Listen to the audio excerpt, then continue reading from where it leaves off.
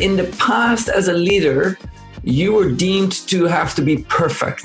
You were deemed that if somebody had asked you a question, you were supposed to have the answer to that question. I think that today we like our leaders to be a little bit more failing. We like our leaders to have the ability to actually fail on, at the same point and then jointly help you figure it out. Hey everybody, welcome to 0 to 1, a show where we talk sales culture with the leading minds in the industry. My guest today is Jacco, founder and CEO of WinningByDesign. Hello and welcome to the show. Thank you for having me, Jonathan. How are you? I'm great, and it's a pleasure having you. I've been looking forward to this discussion. Thank you so much for taking the time to chat with us today. You're most welcome. So I want to dive right in and ask you, given that you and your team at WinningByDesign help your customers design, build, and scale their sales effort, I'm assuming that you must have encountered many different sales cultures. And I was wondering if you'd noticed any common attributes that you're seeing in winning sales cultures today.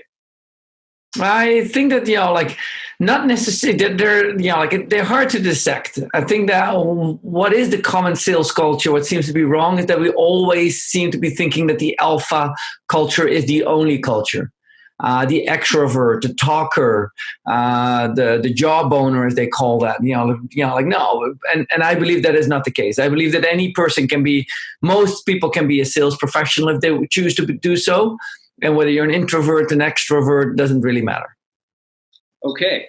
And so I'm paraphrasing you on this, but there was this great quote that you gave away in one of your videos, which was culture eats strategy for breakfast.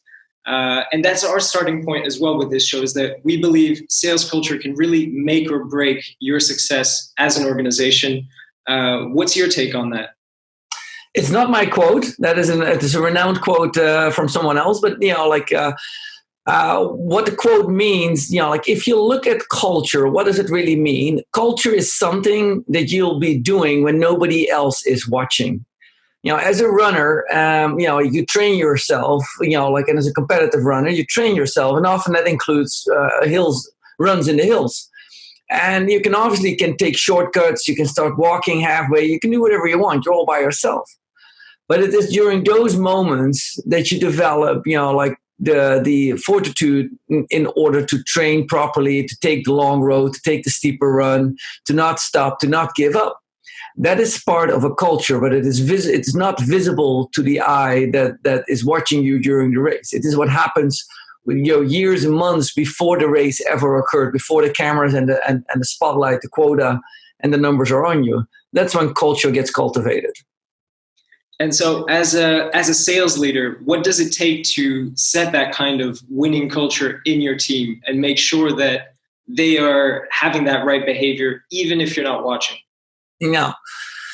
What we see is that the leadership in generally needs to lead by example, as it is almost in every role. These are no secret, tricks or anything, but the lead by example is important.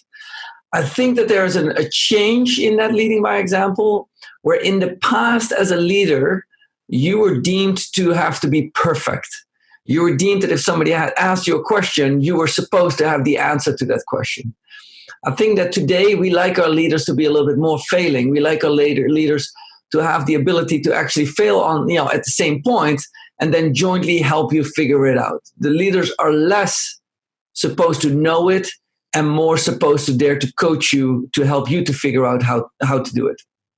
And so does that mean that as a sales leader, you're also co-owning, if you will, parts of the job with your team, and it's seen more as a kind of partnership that you're building with each of the members of that team? Yes, it depends a little bit. I think that we get a variety of forms of leadership. I think that what we need to differentiate is the word manager. I think to many younger generations, the word manager is a dirty word, like training and manager. Like these are words that they do not really like. It's like things that happen in a bubble somewhere, but that they don't really approve of. If you think about manager, for example, today's managers are both supposed to help you get to do the job better and at the same time approve your salary increase as well as your promotion. We believe that those parts of the job that relates to direct HR management skills will be relegated to HR. HR will be doing 360s, on their employees, and for sure they will ask the coach for their input. What we do see is that as a sales leader, there's a variety of sales leaderships. What you would refer to as the manager will become the coach, and that coach is there to help you succeed. Understood. So that's an interesting distinction you're making there between manager and coach. Do you think that that's a terminology that you're seeing actually put in job titles, or is it just a kind of mindset? I think you'll find it in job titles all across in sports, to which in many cases sales find its analogy. And then you have the manager of the team, and you have the coach, and the manager manages all the financials of the team, the attendance, and so on and so forth. Whereas the coach is primarily on the coaching skills. So we're going to continue to see that in sales as well. Obviously, it cannot be soon enough, as we believe that this is one of the areas where things most commonly go wrong today. And another important part of that role as coach, of course, and I think you talk a lot on this subject, is designing processes. Actually, I think there was one of your bits of advice is to start with the process. Why is that so important for sales leaders to do that step initially? So, have you done any sport in the past that you feel like that you felt that you could compete at some, it's not obviously at world-class level, but at some level? Yeah, I've had my sporting days. They're behind me now, but yeah, I used to do some. And what was the sport that you enjoyed? So football, or what Americans would call soccer, I think would be the one. So let's play football. Now, if you learn how to play football on the street, right, it's free flow, right? Yeah. But then you go to a club. And what do you have to do at the club when you start to play in a club? I guess you would start with like physical training, collective exercises, game plans based on certain types of situation that might arise at different stages in a game. And they are all process. All those things are process. The process of training, the process of gameplay, the process even of resting, and the process of eating if you become a pro athlete. Everything has a process associated with that. There are all reasons for doing that. And the reason is because you want to optimize your skill set. Now, what we find in sales is that most people just keep kicking the ball against the wall and trying to keep the ball up high on their knees and so on and so forth. And they think that is selling. And it not necessarily is on a professional level. On a professional level, you are there to show up like 5 days a week, 7 hours a day at least, in order to provide score goals, if I may use that analogy, and I'm extending that a little bit there, but to score goals. And in order to do that, you got to have process. You can no longer just wake up one day and start kicking against the wall and go back home at the end of the day. And so it does all start with process. Process doesn't have to be complicated. I'm not saying that it's got to be, over the top. I'm already very happy with a 3-step process or a 5-step process. All that is very good. But what you can do with that is you can learn, where do you excel at? Where are you weak and do you need to improve at? And what is a priority and not a priority? Another thing that you've discussed as well is, and that falls under this category of how do we build processes that work, is the pod structure. And so my question is, well, first off, just from a purely organizational point of view, perhaps it's worth mentioning some of the advantages that pod structure has versus classic structure, which has your AEs in one part of the org, your CSMs in another, BDRs, SDRs, kind of by all put in by role. Historically, the reason why we designed organizations was to put them up against each other. Your competitor was not your competing company with a competing product. It essentially was your peer. You can see this, for example, in the historic movies on sales, that everybody competes with each other. They called it an individual contributor, something that we still call an individual quota. They're individualized. However, if we see what makes actually a salesperson work, it can no longer be an individual performer. The individual performer came from, let's say, the shoe salesman or the encyclopedia salesman or the vacuum cleaner sales professionals who went on the street on a Sunday night, were gone for 4 to 5 days, and came home with purchase orders that needed to be built. They were truly individual warriors, so to speak, individual sales professionals that went into the field and stuck their feet in between the doors to sell them some stuff. And I don't want to disrespect that job, actually, because I think there's some extremely admirable sales professional skills that were used in those days that helped people. But those were individual contributors. Today, we no longer have that. Today, they're part of a marketing, a sales, a customer success organization, and they need to operate as a team. Today, there is no longer room for one person being singled out for an individual performance where the entire team contributed to. What we see, if we would continue to do that, we would, like in the form of a SaaS sales, we would tear those pieces apart. In SaaS sales, we see it's a high velocity machine. It's very dependent on a system. How many leads are provided to you? How many deals do you hand off to your onboarder? Do you have a sales engineer involved or solution architect? What is your CSM? You're part of a team. Grouping those members of the team that have a similar kind of goal, whether it is in a vertical market, a region, a particular vertical expertise such as SMB, where you group them in, we call that a pod. It is a group of humans that are working together as a team to accomplish a same goal, the same way that a soccer team or a football team accomplishes their goal. They operate as a team. If you start in this team, if you create multiple of those pods, you create revenue stability. Rather than a single cylinder engine, we now create multiple pods that create a multiple cylinder engine, allowing the engine to start running smoother and to become less dependent on the rise and fall of a single pod. Understood. And so to take that a little bit further, so you were mentioning about the kind of inherently competitive nature of sales roles. And I think that's something that's still reflected today in compensation. Perhaps that's where it's most strongly represented is you have an individual quota. If that quota is met, you have an individual compensation that's structured around how much of that quota you fulfilled. If you're thinking about your org as a set of pods, does it then make sense to align compensation with that structure that you're putting in place? Do you think of that quota as a monthly quota or quarterly, right? Because most quotas are either monthly or quarterly. And think of you every month, every quarter that you have to play. You win, like 10 games out of your 12 games. And if you win 9, you're going to be fired or you're going to have to be retrained. And so every cycle, you would only get 3 months of play and then you get some training. 3 months of play and then you get some training. It would be very odd to see which teams perform because the teams that perform have to generally only survive because they have superstars on the team. That's the only team that in a world like that can survive, the team of superstars. There's not enough superstars for all companies to become successful.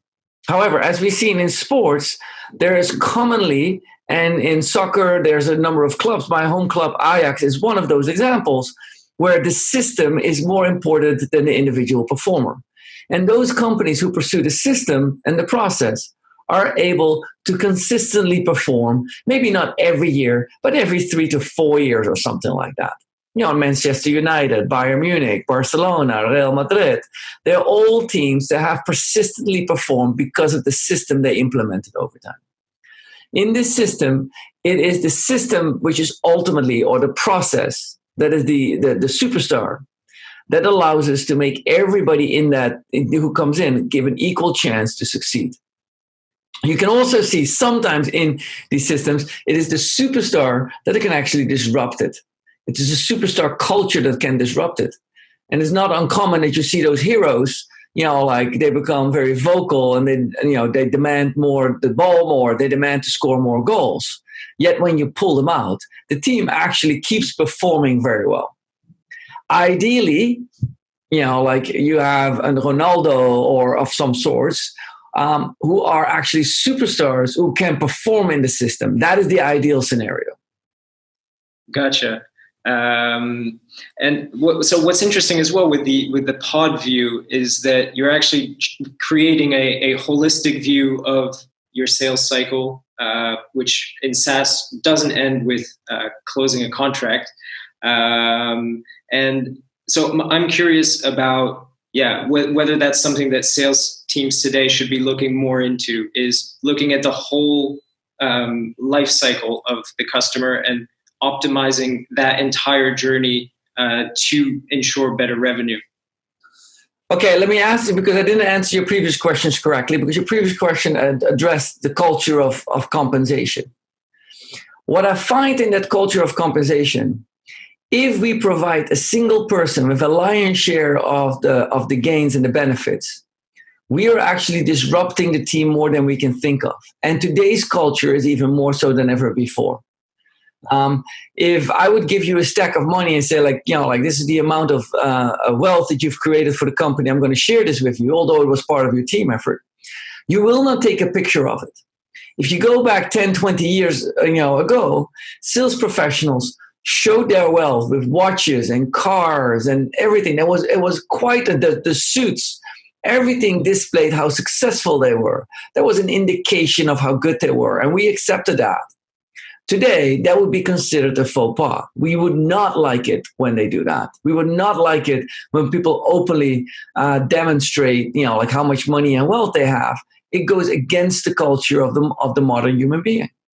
It indicates that, at first glance, that compensation needs to change. The second part of compensation that needs to be understood is it is there to drive behavior. If you every day in, day out walk the same route or run the same route, and I want to deviate that, I may offer you a free cup of coffee in the street over so that you take a turn, get the free cup of coffee, and walk a different route. Now, the nature of that is to change your behavior. And the nature of that second part is that I do it with an immediate gratification. If you take the action, you receive gratification. If you look at customers, if we look at companies with sales cycles as long as 6, 9 to 18 months, then I do not know what we compensate them on, these people, on any other thing than helping them make more money. Most people, when they come join you for the money, that's exactly what they say when they leave you. They leave you because somebody offered more money. And thus, the culture that we have set forth, a culture where we say, hey, as a single person, you can make the most amount of money if you win more, becomes exactly that, a culture where people work for the money. In SaaS, that won't work because the amount of deals that you need to close every month simply could not be delivered by a handful of sales professionals applying the Pareto principle of 20% of the people generating 80% of the revenue. Very clear. And especially, I imagine, because there's that handover that happens where that deal is then passed along to later stages in the funnel, like onboarding, success, retention, and those are the ones where you're going to be unlocking additional growth. I think was one of the key points of your SaaS sales methodology. That's correct. I think that we need to understand that, most of the profit from a client, and profit sometimes feels like an ugly word. It shouldn't be. Most of the profit of the client that pays for the salaries of all the people in the company in G&A and engineering and product management and so on, those salaries need to be paid for by the profit that gets made in subsequent years. And the profit in the subsequent years is secured by the unheralded player in this entire equation called the customer success manager.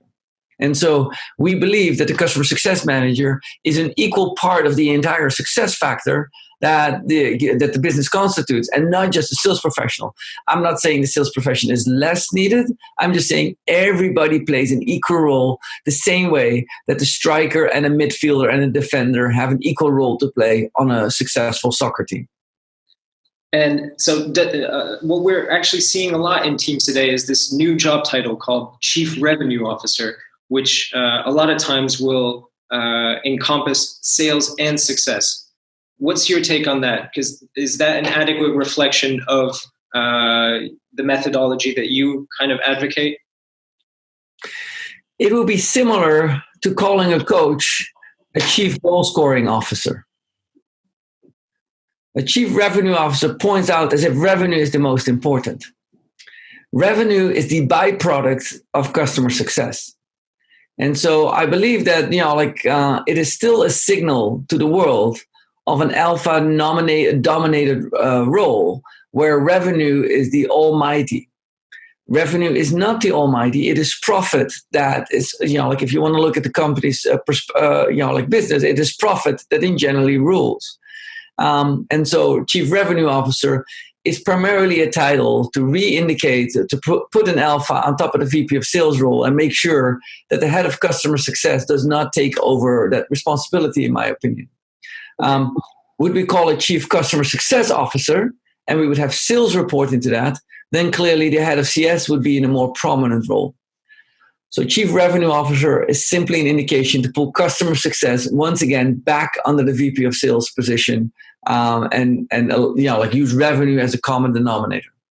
Right, but okay, perhaps beyond the politics of it, there is this desire to make those two teams work more closely together, and work hand in hand at creating these kinds of moments in the customer journey that are going to be impactful, and that are going to mean that customer has an homogeneous and successful experience from awareness all the way through to upsell, cross-sell, or renewal. Yeah, it's a similar kind of role, and I'll be very provocative down here. It's similar to assigning a dictator to a country and saying, well, because we have a dictator, all individual departments of the government will now operate better. Yeah, under a dictatorship, that is indeed the nature of how it works. However, if we really want to make an organization successful, they need to be based on consensus, people who want to work together. In some cases, a really inspiring chief revenue officer may do that. But in most cases, and I'm talking about 7 out of 10, 8 out of 10 situations, the chief revenue officer is nothing more but an alpha who just wants to make sure that the customer success organization falls in line. It is as if the Q&A department from the engineering group has to report once again into the engineering department to make sure that the engineers are not caught in writing failing code. These organizations, customer success and sales, like marketing and sales, should be able to coexist without an overarching role. And the concepts of how they are based on working together should not be based on a hierarchical perspective, but should be based on a customer-centric perspective, which is everybody is trying to help the customer to become successful. And so what does that look like, perhaps not organizationally, but in the day-to-day for those teams? Does it mean setting different objectives for different, common objectives between those teams? What are some tips to get started on doing that? What the nature of a pod is that no longer we are looking at the hierarchy as the sole way of managing people, but also the pod. In the pod, we're grouping people from a variety of disciplines together, and they work together, not because their bosses are telling them to individually. It's, if putting the prospector and the sales professional and the onboarder all together in a pod, they start working together to help the customer to get onboarded and obtain a live client, not because their boss is telling them, you're going to get paid, $5,000 every quarter if you bring on 20 deals. That is an individual quota. We need to balance that in the pod with a team goal. How many clients are we able to bring on successfully over the period of a month or 3 months? Right. So it's a collaborative process more than it is a kind of top-down, this is how it's going to work. We've got one head here and we're deciding everything that way kind of function. That is right. Okay. What we are looking for is the difference from a team culture to a community culture. In a team culture, like a soccer team, individual people get paid individually to perform. Now, I've compared a team with that of eating together. And if you see in many companies, they have like farmer tables where everybody's sitting and having lunch together, something that in many countries like the Netherlands, we already had that at Philips for decades. That was already a common thing to all come and sit together. Now, what we find is that this is a culture of a team culture. We eat together.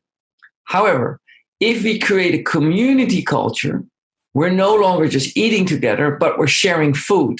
Each of us may bring food from our own culture into the office and share it with each other. What we find is a way stronger culture than a team culture. A team culture it obviously has shown its merit, but a community culture goes way beyond that. It is no longer where people are helping each other because they have to, but it's where people helping because they want to. In a team culture, it is often the stronger people who help the weaker people to get better. But in a community culture, everybody helps everybody, whatever skill, knowledge, whatever you have. You can see this whether you build houses or a village, everybody contributes a little bit. Those community cultures are the new cultures for sales, customer facing. And over the next 5 years, you're going to see those develop. If, for example, I recently ran into a team, they were a little bit behind quota, and they decided, they became a community together, and they decided, hey, let's go after this together as a group. It was not initiated by any boss or anything. And if we do it, if we are successful, we're going to paint our hair white. Now, as the story, and as you may see some of the videos online, this particular team ended up at a barber shop, all their beards and hair, and everybody was painted their hair white. Why? Because they were in it together. Now, would it have made any difference if I would pay them a $5,000 bonus? Would they be any more or less successful? No, it wouldn't have made a difference. The moment in time that they grouped together and they say, we're going to do this together, it was not a financially motivated decision. It was a community motivated decision. This is the difference between a team who gets paid and a group of people who decide to work together and lock elbows with each other and try to do it for each other. That's the difference between a team and a culture. And I call this difference between having dinner together or sharing food together. That's a powerful story, Jacco. Thank you so much. I had one final question. There's a lot of sales resources available for salespeople who are looking to improve their skills, better their career. Obviously, Winning by Design's YouTube channel is a great one. If you don't know about it, you should go check it out. That's on YouTube. That's Winning by Design. I guess my question is, if there's one piece of advice that gets shared a lot to salespeople today that you think is really misguided, what would that advice be? There's so much. First and foremost, I'll give you the advice that is right, not whether it's wrong or whatever advice other people giving is right or wrong. I believe in the following. People hate to be sold. They hate it with a passion unknown to humankind. This is how much people hate to be sold. You ask any audience and you say, how many of you hate being sold? Literally everybody, raises their hand. And, probably 1 out of 100 says no, I love being sold. That's my brother, by the way. The other 999 or 99 out of 100 hate being sold. But if I then ask, how many of you would like to buy something? Now, literally, it is almost 100 out of 100 who love to buy. For me, the best and easiest advice to a newborn sales professional that will be by every superstar I ever sold along. If I think of Chris Powers nowadays at Marketo, if I think of the folks at Harmonic who I've worked with and I admired as a salesperson, John Skaggs comes to mind. If I think of all those sales professionals, they all have one thing in common. Stop selling your customers and start helping them to buy. By simply changing the process of not one that is focused at sales, but focused at helping your customers to buy, it simply changes the outcome of it. The results that we are getting, which is hitting quota, which ends up making more money, are exactly that. They're the results of those fruits, of those seeds that you put in there. And those seeds are always help your customer to buy the right solution for their problem. Amazing. Jacco, thank you so much for being on the show and sharing those insights with us today. That was amazing. Thank you very much. Now, one question for you, Jonathan, before we go. What's the key takeaway other than the last one? I don't want it to be the last one. What is the key takeaway that you picked up from this? I would say a shift in mindset from manager to coach. I thought was a really powerful one. And thinking of not necessarily implementing, putting sales and success together through organizational methods, but more thinking about, right, these are people who have a common interest to be working together on these goals, and how do we get them to think that way and not have a dictator in place? Methodology is the key to that. Methodology is what you pick, process is how you implement it, and coaching is how you execute against it. Jacco, thank you so much. And thanks to our listeners for supporting the show. For more episodes of 0 to 1, you can head over to bonjour.io/show. Remember to like, subscribe, and share it with your friends. Until next time, see you. See you. Bye-bye.